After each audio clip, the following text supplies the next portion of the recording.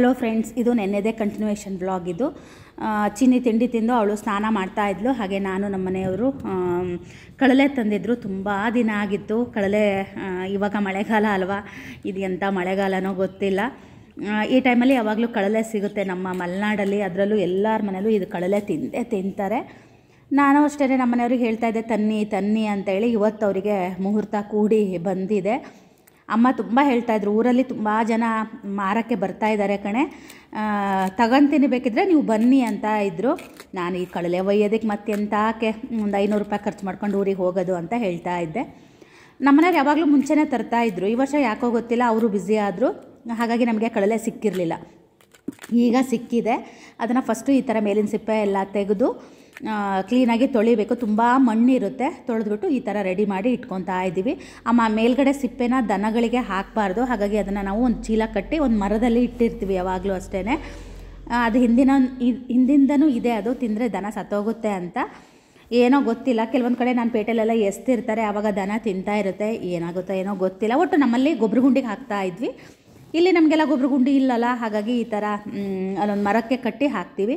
ಇಷ್ಟು ಕಳಲೆ ಸಿಕ್ಕಿದೆ. ಇದರಲ್ಲಿ ನೋಡೋಕ್ಕಷ್ಟಿರುತ್ತೆ ಅಷ್ಟೇ, ಅಷ್ಟೇನು ಅದರಲ್ಲಿ ಸಿಗೋದಿಲ್ಲ. ನಾನು ಕೈ ಕೊಯ್ಕೊಂಡಿರೋದಕ್ಕೆ ನನಗೆ ಈ ಸಲ ಕಳಲೆ ಹೆಚ್ಚೋದಕ್ಕೇ ಬರ್ತಿರ್ಲಿಲ್ಲ. ಅದಕ್ಕೆ ನಮ್ಮನೆಯವರು ಚಾಪರ್ ಇತ್ತಲ್ವ, ಅದರಲ್ಲೇ ಹೆಚ್ಚೋಣ ಅಂತ ಹೇಳಿ ಹೆಚ್ಚಿದ್ವಿ. ಚಾಪರ್ ಕತೆ ಏನಾಯಿತು ಅನ್ನೋದನ್ನು ನಿಮಗೆ ತೋರಿಸ್ತೀನಿ ಆಮೇಲೆ. ಇದು ಸ್ವಲ್ಪ ಗಟ್ಟಿ ಇರುತ್ತೆ, ಮತ್ತು ಹೆಚ್ಚೋದು ಕೂಡ ತುಂಬ ಸಣ್ಣದಾಗಿ ಹೆಚ್ಚಬೇಕು ಪಲ್ಯಕ್ಕೆ. ಮಜ್ಜಿಗೆ ಸಾರಿಗಾದರೆ ಹಾಗೆ ಗಾಲಿ ಹೆಚ್ಚಿದ್ರೆ ಸಾಕು. ಹಾಗೆಯೇ ಇದರಲ್ಲಿ ಸಾಸಿವೆ ಕೂಡ ತೆಗಿತಾರೆ. ನಾನು ಅದಕ್ಕೆಲ್ಲ ಏನೂ ತೆಗಿಲಿಲ್ಲ, ಬರೀ 2 ಥರ ಹೆಚ್ಚಿದೆ ಅಷ್ಟೇ.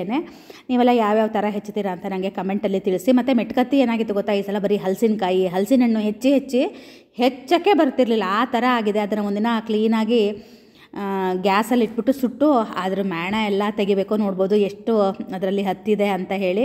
ಇವತ್ತು ನಮಗೆ ಶ್ರೇಯು ತುಂಬ ನೆನಪಾದ. ಯಾಕಂದರೆ ಶ್ರೇಯು ಯಾವಾಗಲೂ ಕಳಲೆ ಹೆಚ್ಕೊಡೋಕೆ ಬರ್ತಿದ್ದ. ಅವನೊಂಥರ ಹೆಚ್ಚುತ್ತಾ ಇದ್ದ.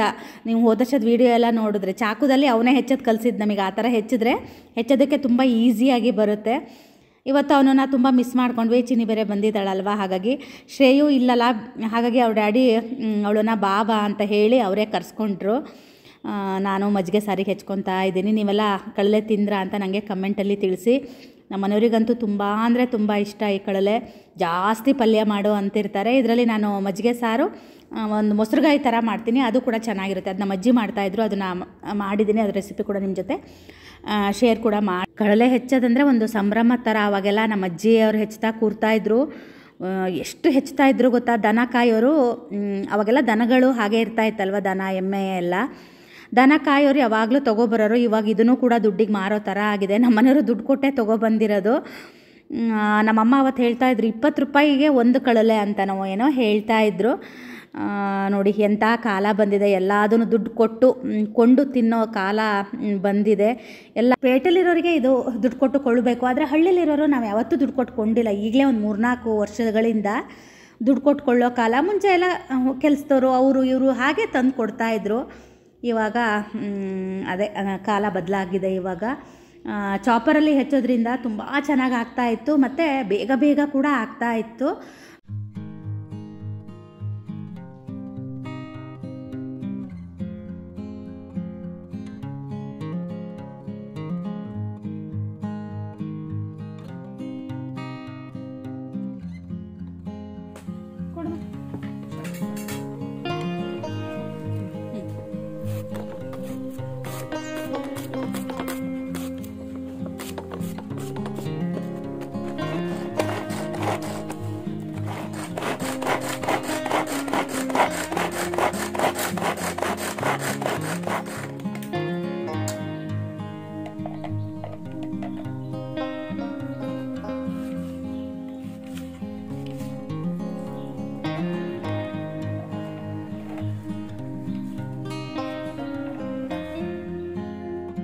ಹೆಂಗೆ ಕಳಲೆ ಹೆಚ್ಚಿದ್ದಾರೆ ಅಂದರೆ ಚಾಪರ್ನ ದಾರನೇ ಕಟ್ಟಾಗೋ ಥರ ಹೆಚ್ಚಿದ್ದಾರೆ. ಎಷ್ಟು ಚಾಪರ್ಗಳು ಹಾಳಾಗ್ತವೆ ಗೊತ್ತಾ, ಬರೀ ಈ ಥರ ದಾರ ಕಟ್ಟಾಗಿ ಹೋಗೋದು. ಅದಕ್ಕೆ ಏನು ಮಾಡಬೇಕಂತ ಗೊತ್ತಿಲ್ಲ. ನಾನು ಕೂಡ ತರ್ಸ್ಕೊತಾನೇ ಇದ್ದೀನಿ. ಈಗ ಕಟ್ಟಾಯ್ತಲ್ವ, ಇದಾದ ನಂತರ ಕೂಡ ಮತ್ತೆ ನಾನು 2 ತರಿಸ್ಕೊಂಡೆ. ಎಮರ್ಜೆನ್ಸಿಗೆ ಚಾಪರ್ ಇದ್ದರೆ ಚೆನ್ನಾಗಿ ಅಂತ ಹೇಳಿ ತರಿಸ್ಕೊತೀನಿ. ಆದರೆ ಯಾವಾಗಲೂ ಅದು ಮೇಲ್ಗಡೆ ದಾರ ಕಟ್ಟಾಗ್ತಾನೆ ಇರುತ್ತೆ. ಆವಾಗವಾಗ ತರಿಸ್ಕೊತಾನೆ ಇರ್ತೀನಿ. ನನ್ನ ಹತ್ರ ಇದೆಷ್ಟು 5ನೇದೋ 6ನೇದೋ ಚಾಪರು. ಇದಾದ ನಂತರ ಕೂಡ ಮತ್ತೆ ನಾನು ಆರ್ಡ್ರ್ ಹಾಕಿ ತರಿಸ್ಕೊಂಡೆ.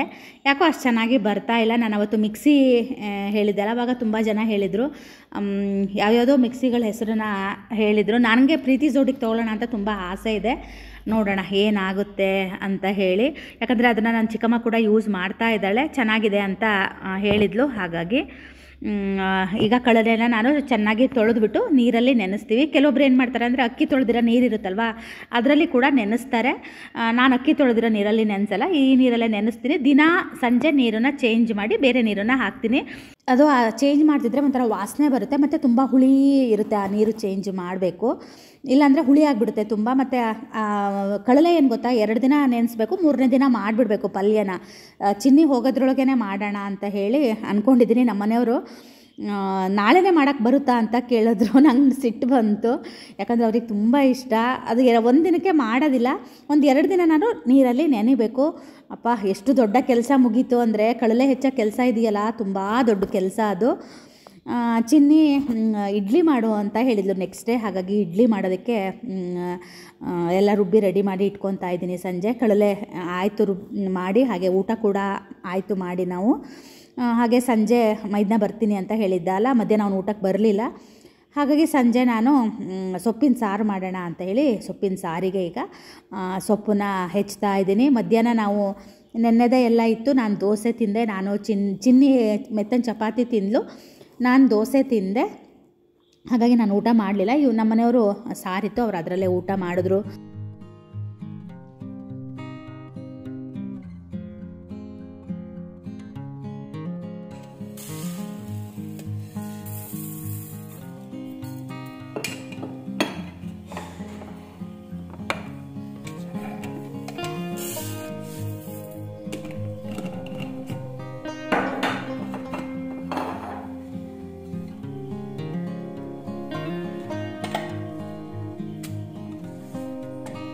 ಟೈಮ್ ಎಷ್ಟು?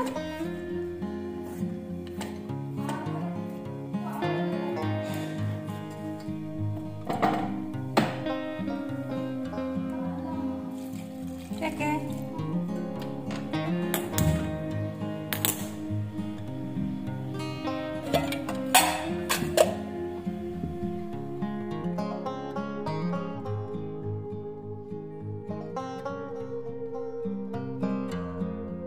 ಎಲ್ಲರೂ ಹಪ್ಪಳ ಬೆಣ್ಣೆ ತಿಂದರು, ಹರೀಶ, ಚಿನ್ನಿ ಎಲ್ಲ. ಹಾಗೆ ನನಗೂ ಹಪ್ಪಳ ಬೆಣ್ಣೆ ತಿನ್ನಬೇಕು ಅಂತ ಅನ್ನಿಸ್ತು.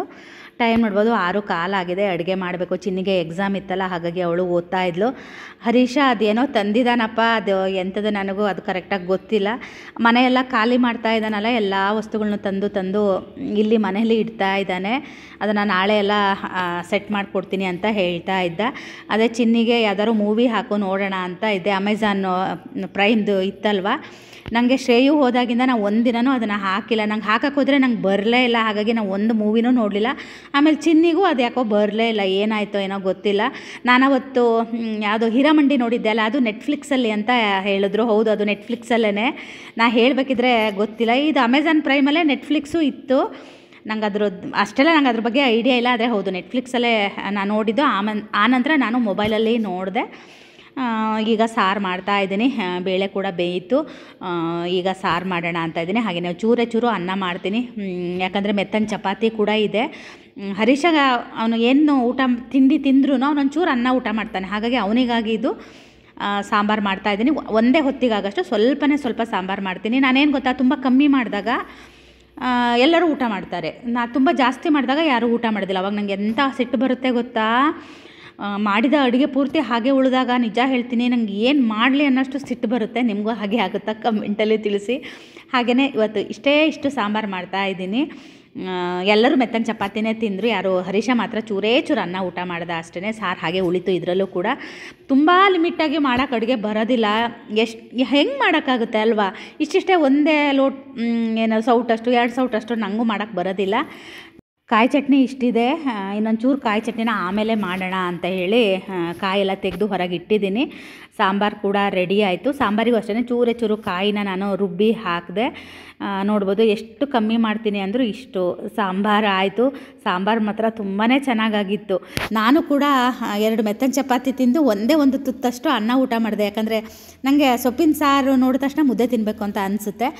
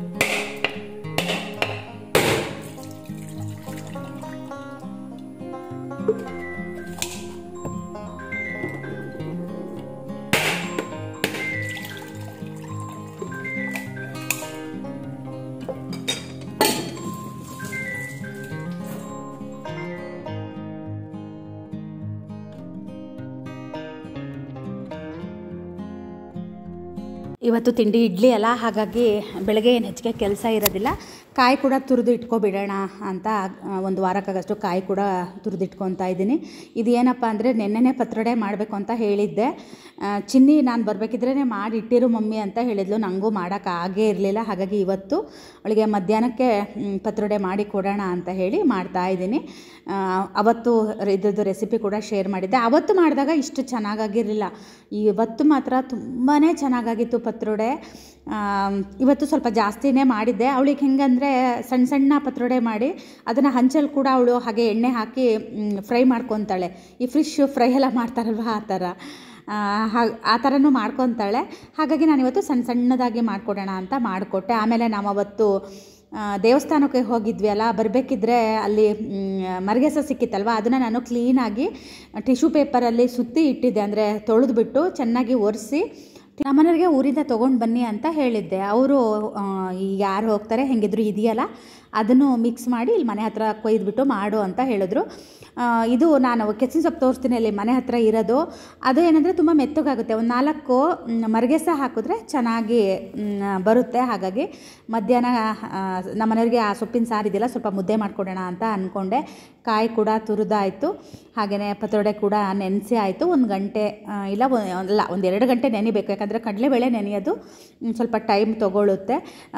ಈ ಸಲ ಪತ್ರೊಡೆ ಮಾಡಿದ್ದು ತುಂಬಾ ಚೆನ್ನಾಗಾಗಿತ್ತು. ನಾನು ಹೋದ ಸಲ ಮಾಡಿದ್ದಕ್ಕೆ ಸ್ವಲ್ಪ ಉಪ್ಪು ಮತ್ತು ಹುಳಿ ಸ್ವಲ್ಪ ಕಡಿಮೆ ಆಗಿತ್ತು. ಅಂದರೆ ಮೇಲೆ ಹಾಕಿದ್ದೆ, ಆದ್ರೂ ಅದು ಒಂದು ಸಲ ಕ್ಲೀನಾಗಿ ಹಾಕಿದ್ರೇ ಚೆನ್ನಾಗಿರುತ್ತೆ.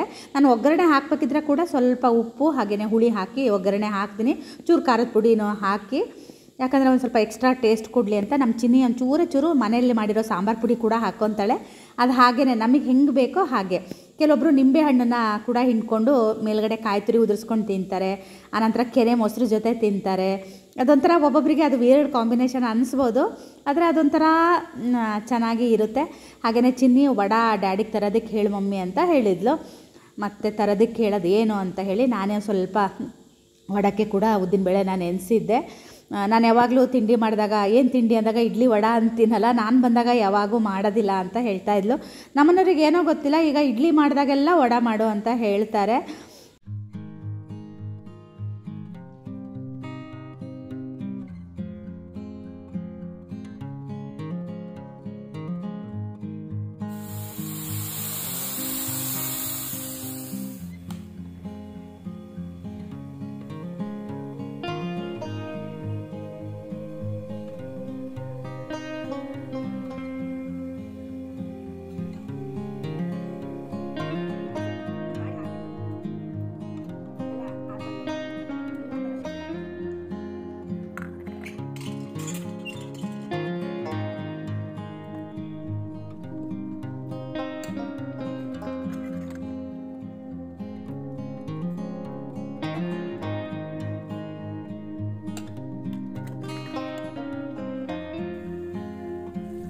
ಇಡ್ಲಿ ಕೂಡ ಹೊಯ್ದಾಯಿತು.